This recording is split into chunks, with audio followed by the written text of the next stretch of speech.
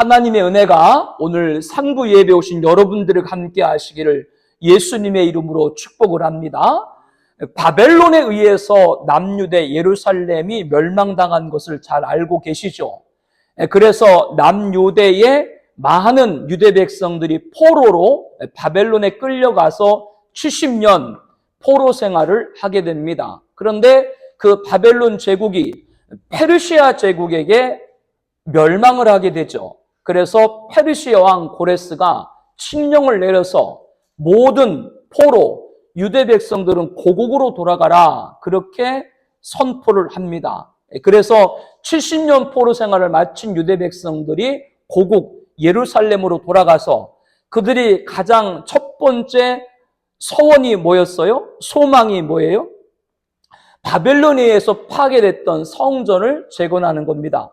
첫 번째 성전인 솔로몬 성전이 바벨론 느부갓네살에게 다 파괴되었고, 그래서 포로 생활 70년 마치고 1차로 귀환했던 이 수룹바벨을 중심으로 성전 건축이 시작이 되죠. 그런데 성전 건축을 시작한 지 2년쯤 되었을 때 주변에 있는 사마리아라든가 이방 나라가 방해를 해요. 여러 가지 성전을 건축하는데 어지럽도록 하기 위해서 여러 가지 공작들을 합니다. 그래서 그 성전 건축이 중단이 한 해, 두 해가 아니라 14년 동안 성전 건축이 중단이 되게 됩니다. 그러니까 굉장히 오랜 시간 성전 건축이 중단됐던 거예요. 바로 포로에서 돌아가서 성전 건축이 된 것이 아니라 14년 동안 성전 건축이 중단됐다.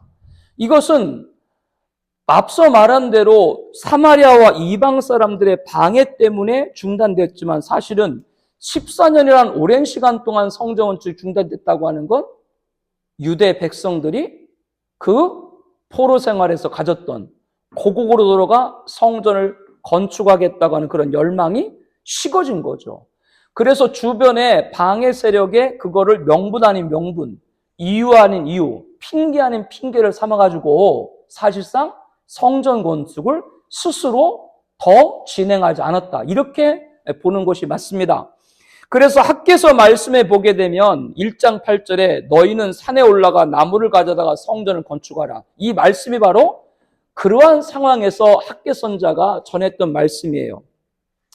이렇게 학개서 선지자가 이스라엘 백성들에게 말씀을 증거하면서 1장 6절에 보게 되면 너희가 많이 뿌릴지라도 수확이 적으며 먹을지라도 배부르지 못하며 마실지라도 흡족하지 못하며 입어도 따뜻하지 못하며 일꾼이 삭을 받아도 그것을 구멍에 뚫어 전대에 넣음이 되느니라. 하는 일마다 안 되는 거예요. 그러니까 유대 백성들은 처음에는 이게 왜 이렇게 안 되는지 몰랐던 것이죠. 많이 씨를 뿌렸는데 수확은 얼마 없고, 많이 먹은 것 같은데 배부르지도 않고, 마셔도 흡족하지도 않고, 옷을 입어도 따뜻하지 않고, 일꾼이 삭을 받아도 구멍에 뚫어 전대가 넣은같이 이런 저런 일들로 인해 가지고 자꾸 쓸데없는데 지출이 생기고, 이렇게 이제 되어지는 것이죠. 국가적으로, 개인적으로 말이죠. 그래서 그 원인을 찾지 못하고 있을 때 학개 선자가 방금 그 말을 한 겁니다. 그래서 학개서 1장 4절에 이런 말이 있죠. 성전이 황폐할 거를. 몇 년 동안 성전이 중단됐다고요? 14년. 성전이 황폐되었거늘 너희가 이때 편벽한 집에 거주하는 것이 가하냐. 즉 이런저런 방해 때문에 성전 건축을 못했습니다 라고 말은 그렇게 하면서 실상은 뭐요? 자기들이 살아가는 그러한 삶, 그러한 가옥, 그러한 생활에는 열심히 해서 편벽한 집, 이것은 백향목으로 지은 아주 좋은 집입니다. 우리로 말하면, 옛날 말로 하면 자기는 기와집에 떵떵거리며 살면서 하나님의 성전은 그대로 폐허한 채 남겨둔 것이죠. 그렇기 때문에 하는 일마다 제대로 걷지도 못하고, 먹어도 배부르지 못하고, 입어도 따뜻하지 못하고, 돈을 벌어도 구멍 뚫린 전대처럼 다 여러 군데 이것저것으로 소비되고 마는 겁니다. 이때 이제 학개 선지자가 깨달으라고 한 거예요. 그들로 하여금 돌이키도록 한 것이죠. 이것이 바로 학개 선지자가 당시에 이 말씀을 증거했던, 이 또한 여호와께로 돌아오라 이렇게 말씀을 증거했던 학개 선지자의 그러한 선포였습니다. 그래서 오늘 우리가 봉독한 본문에 보게 되면 2장 10절부터 우리가 말씀을 받지 않습니까? 이 학개 선자가 다른 사람도 아니에요. 2장 11절에 보게 되면 만군의 여호와가 말하노라 너는 제사장에게 율법에 대해 물어라. 지금 하나님께서 학개 선자를 통해서 누구한테 물어라? 제사장에게 율법을 말하라. 제사장이 율법을 알아요? 몰라요? 잘 아는 사람들이죠. 아니 율법을 잘 아는 사람들에게 율법을 물어보라 라고 하면서 비유를 말하는 것이죠. 거룩한 고기 12절에 보게 되면 거룩한 고기라고 하는 건 하나님의 성전에 드리고자 성별한 거거든요. 성별했어. 그런데 고기는 성별했는데 그 고기를 쌓은 것이 만약에 여러 이물질이 묻었어요. 고기를 성별했다 그러면서 그 고기를 쌓은 보자기가 이물질이 묻었다. 그러면 그것이 성별이 되겠느냐? 당연히 성별이 안 되는 것이죠. 성별했다면 어떻게 돼요? 그것을 쌓는 보자기도 깨끗해야 되지. 지금 성별했다는 고기는 이스라엘이 율법을 들었다고 말하지만, 율법을 가졌다고 말하지만 그 율법을 들은 이스라엘은 뭐요? 이물질이 물은 그러한 자들 것 같아. 왜? 여호와의 집은 황폐했는데 자신들의 집은 편백해. 그러니까 그 사람들은 지금 이물질이 묻어있는 보자기와 같다. 그러므로 그런 상황에서 아무리 율법, 성물을 싼다고 해도 그것이 거룩한 예물이 될 수 없다. 지금 그러한 것을 비유로 말씀하죠. 13절에는 이어서 말하죠. 시체를 만져서 부정하여진 자가 만일 그것들 가운데 하나를 만지면 그것이 부정하겠느냐. 이스라엘은 죽은 사람의 시체 그리고 죽은 짐승 이것은 그들에게 있어서는 부정한 것으로 여겨가지고 손대지 아니한 것으로 그렇게 했거든요. 그래서 신약 성경에 보게 되면 그 베드로 있죠. 베드로가 고넬료 이방 백부장집에 가서 말씀을 전했다가 그가 성경에 보면 어느 집에서 유했다? 무두장이 집에서 유했다. 무두장이가 뭐냐면 가죽 공예하는 사람. 그러면 짐승의 가죽으로 공예하는 사람은 당연히 뭐를 만져요? 죽은 짐승을 만질 수밖에 없지. 그러니까 당시에 베드로가 활동하던 초대교회 당시에도 이 가죽 공예를 가지고 손대는 사람들은 이방인, 아주 그렇게 그건 저급하게 취급했어요. 그런데 그럴 정도로 이 유대인들에게 있어서는 죽은 짐승을 손대는 것을 그것은 정결하지 못한 걸로 대답을 했다. 근데 지금 이스라엘이 자신들이 하나님 말씀 율법을 가졌다고 하나 이들은 뭐와 같은 거예요? 죽은 짐승을 맞은 것 같이 부정하다라고 하는 겁니다. 왜? 주변의 방해 때문에 내가 하나님의 일을 중단한다. 주변의 방해 때문에 하나님 중단한다고 하면서 실상은 뭐예요? 자기가 하나님 말씀을 따르고 싶지 않은 것이지. 이런 일들이 우리 안에 이런저런 모양으로 여러 가지로 우리 안에 비견될 수 있는 일이 많이 있죠. 하나님을 잘 믿고자 하면 뜻을 정하면 잘 믿고자 하는 일대로 열리는 게 100가지 넘고 하나님을 믿고자 하는데 마음이 열리지 못하면 100가지도 변명이 되고 핑계가 되는 거예요. 그 사람들은 뭐예요? 죽은 시체를 만진 사람과 같은 거예요. 명분은 하나님을 믿는다라고 하지만 그들의 마음은 뭐예요? 하나님께 가까이 나가 있지 않는 것이죠. 그래서 2장 14절에 말하는 것이죠. 학개가 대답하여 이르되 여호와의 말씀에 내 앞에서 이 백성이 그러하고 맞잖아. 너희들이 지금 하는 일이 그렇다. 율법을 가졌다고 하면서 너희들은 더럽혀져 있고 죽은 짐승을 맞은 것 같다. 내 앞에서 이 백성이 그러하고 이 나라가 그러하고 그들의 손에 모든 일도 그러하고 그들이 거기서 드는 것도 다 부정하다. 개인뿐 아니라 이 나라 전체가 다 그러하다. 이렇게 지금 말씀을 하고 있습니다. 오늘 주일 2부에 나눈 말씀이 천재 표적과 시대의 표적이잖아요. 천재 표적은 뭐예요? 하늘과 땅의 기상을 보고 예측을 하는 거예요. 오늘 날이 붉으면 날이 안 좋겠다. 이런 오랜 시간 동안 체득된 경험으로 날씨는 잘 분별한다라고 하는 것이죠. 이 천재 표적을 여러분에게 또 하나 뭐로 비견해서 말씀드렸어요? 세상의 정세의 소리예요. 이런 일 저런 일 있을 때 세상의 정세를 보고 판단하는 겁니다. 그런 모든 일의 분별은 밝아요. 그런데 그 속에서 시대의 표적은 보지 못한다. 우리가 살고 있는 시대에 가장 큰 표적이 뭐라 그랬어요? 다른 것이 아니라 하나님이 보내신 구원자가 우리에게 온 것이 가장 큰 표적인 줄로 믿습니다. 이것만큼 큰 표적이 어디 있어요? 이게 시대의 표적인 거예요. 그런데 이 천재 표적만 알았던 바리새인과 사두개인 유대인들은 그 시대의 표적, 자기들 눈앞에 누가 계신데도, 예수님이 계신데도 알아보지를 못하고 엉뚱하게 표적만을 구하는 것이죠. 그들에게 그래서 요나의 표적, 예수님의 십자가 죽음밖에 보여줄 것이 없다, 이렇게 그들에게 말했던 겁니다. 그래서 그들은 여전히 오늘도, 유대인들이 여전히 오늘도 그들은 예수님을 믿지 않는 그런 속에 있는 것이죠. 왜? 그들에게 아직도 눈에 천재 표적만 보이고 시대의 표적은 보이지 않기 때문에 그렇습니다. 오늘 우리들이 살아가는 이 시대도 천재 표적만을 보고 말하는 사람이 주변에 많이 있는 거예요. 뭐 세상이 어떻다는데, 여러분, 그 모든 것들은 우리들에게 시대의 표적, 2000년 전 주님이 오시고 다시 종말에 주님이 오실 재림이 가까운 것인 줄로 믿습니다. 이거를 우리가 깨어있는 우리가 되어야 돼요. 오늘 말씀도 그렇다면 여기에 적용을 해야 되는 것이죠. 시대의 표적을 모르고 하는 모든 일들은 세상에 이런 말 저런 해봤자 그것은 우리들을 더럽혀질 뿐이에요. 우리들이 거룩해지는 것은 성경 그대로 말씀과 기도로 거룩해진다는 말씀처럼 우리들에게는 세상의 어떤 말씀보다 말씀과 기도로 거룩해 우리가 되길 주의 이름으로 축복합니다. 그렇지 않으면 하는 일이, 지금 그들이 하는 일이 어려움을 겪을 수밖에 없다라고 하는 걸 비유를 통해서 말씀을 하고 있는 것이죠. 그래서 시대의 표적을 믿는 사람들은 주오심을 알기 때문에 하나님 앞에 들어간 중심을 100가지도 더할 줄로 압니다. 근데 천지의 표적, 주변에 자꾸 어려운 상황들만 보는 사람은 예수님 안 믿는 불신이 100가지도 넘는 것이 생길 수밖에 없는 것이죠. 그럼 그 사람들은 부정한 거예요. 가끔 보면은 감동이 해서 그랬겠죠. 그러니까 성령이 감동돼서 그렇게 했는데, 사람은 실질적인 행동보다 뭐가 앞설 때가 많이 있어요? 말이 앞서는 경우가 많이 있죠. 그래서 우리들 입술을 조심해야 된다, 그렇게 여러분에게 말씀드렸잖아요. 그래서 2주 전에 설교할 때도 그 말씀 드렸잖아요. 인간은 본성의 죄인이기 때문에 예수님이 바리새인들에게 뭐라 그랬어요? 손을 닦지 않고 음식을 먹었다고 그게 사람을 더럽게 하는 것이 아니라 너희들 안에 있는 것이 뭐예요?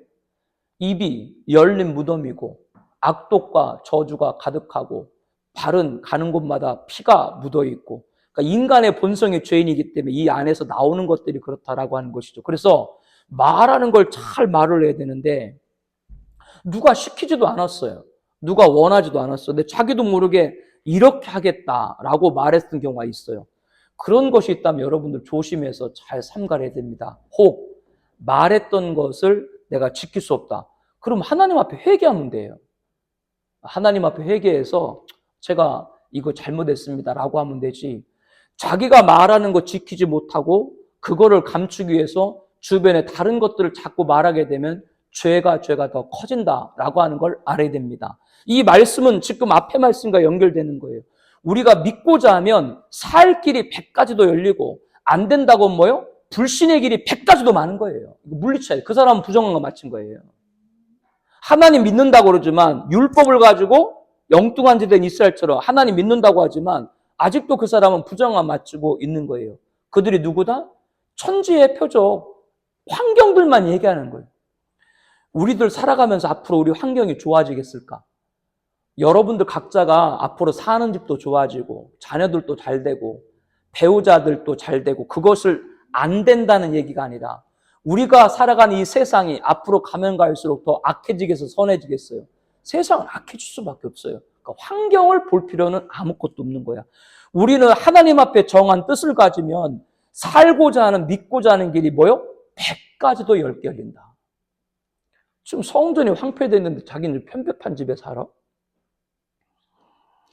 이런 얘기가 조심스러울지 모르겠습니다만 우리들 살아가는 그런 여러 상황들이 있잖아요.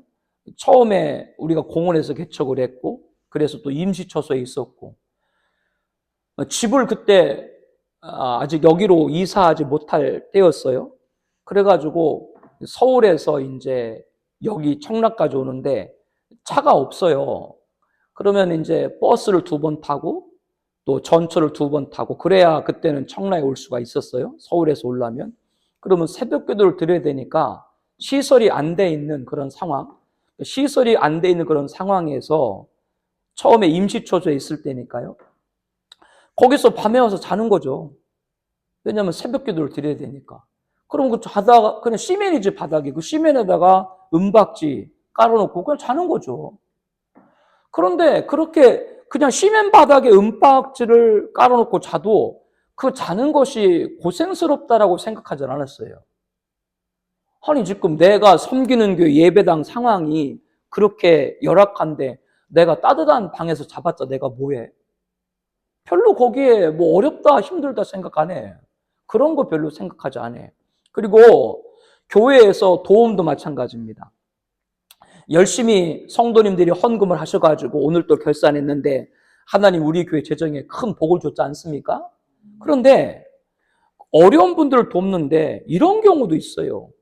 어려운 환경에서 일하시는 분들 있잖아요.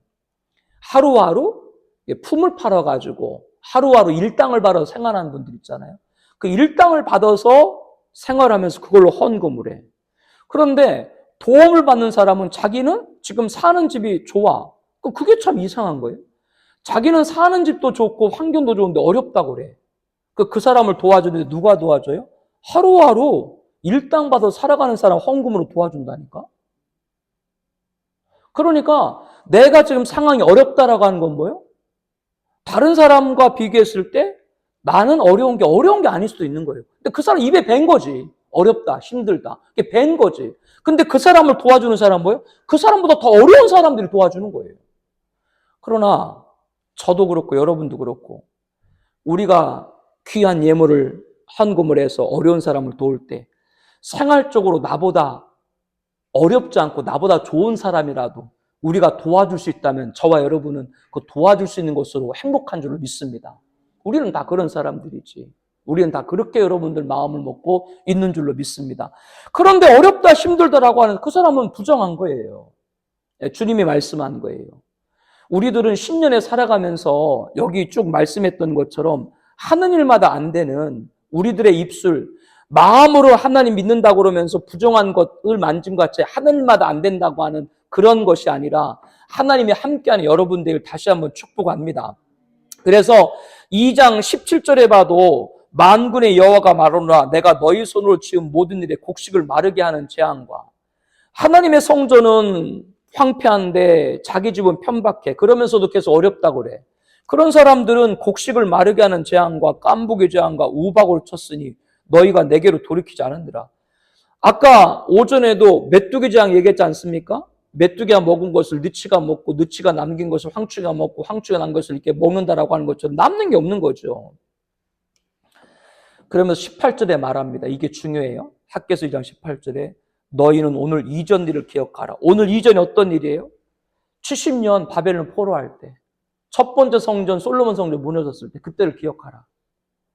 아홉째 달 24일군 여호와의 성전을 쌓던 날부터 기억하라. 포로로 다시 돌아와서 뭐요?